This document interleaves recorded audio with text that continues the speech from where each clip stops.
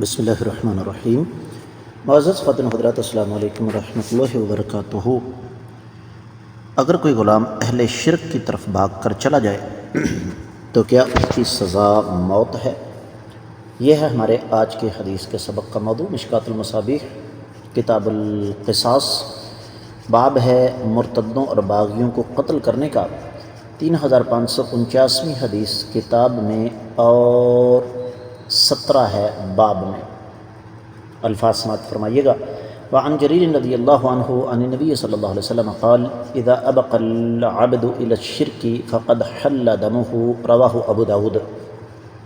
معزز خواتین و حضرات، یہ روایت سنن ابی داؤد میں ہے، اور سنن ابی داؤد میں یہ کتاب الحدود اور باب ہے مرتد کا حکم۔ یہ روایت ہمیں بہت ساری کتابوں میں مل جائے گی۔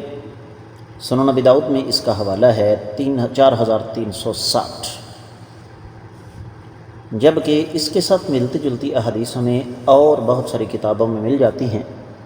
مثال کے طور پر صحیح مسلم میں 228، 29 اور 30، امام طبرانی کی معجم الصغیر میں 591، سنن نسائی میں 4054، 55، 57 اور 58، مسند الحمیدی میں 825 اور 26۔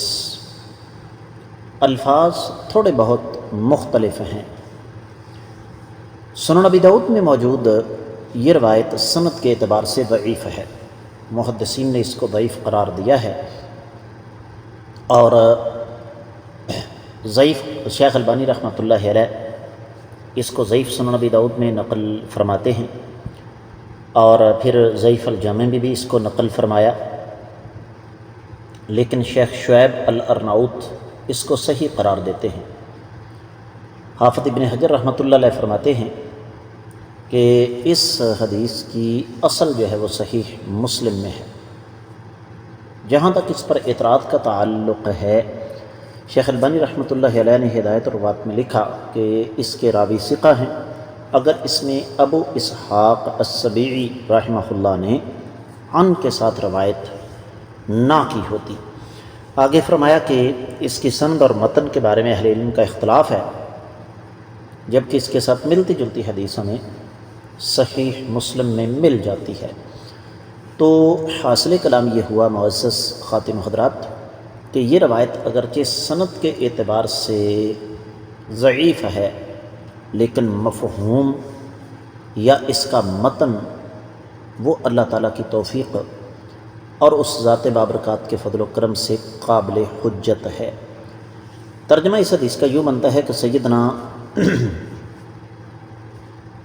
جریر بن عبداللہ البجلی رضی اللہ تعالیٰ عنہ سے روایت ہے کہ نبی کریم صلی اللہ علیہ وسلم نے ارشاد فرمایا کہ جب غلام مشرکین کے علاقے کی طرف فرار ہو جائے تو اس کا خون حلال ہو جاتا ہے۔ اہل علم نے اس حدیث کی شرح بیان کرتے ہوئے ارشاد فرمایا کہ اس سے مراد دار الحرب اور مشرکین کا علاقہ ہے، اور دار الحرب میں باقاعدہ طور پر اقامت اختیار کرنا حرام ہے، اور اگر ایسا آدمی مرتد ہو جائے تو معاملہ اور بھی سخت ہو جاتا ہے۔ اور غلام جب کافروں کے مشرکوں کے علاقے میں جائے گا تو ان کے ساتھ وہ مل جائے گا، وہ محارب ہو جائے گا، اور محارب کی سزا قتل ہے، محارب کی سزا موت ہے، کیونکہ وہ باغی ہو چکا ہے۔ امید ہے انشاءاللہ یہ حدیث آپ کو اچھی طرح سمجھ آ گئی ہوگی۔ اس کے ساتھ ہی آج کے سبق سے اجازت دیجیے۔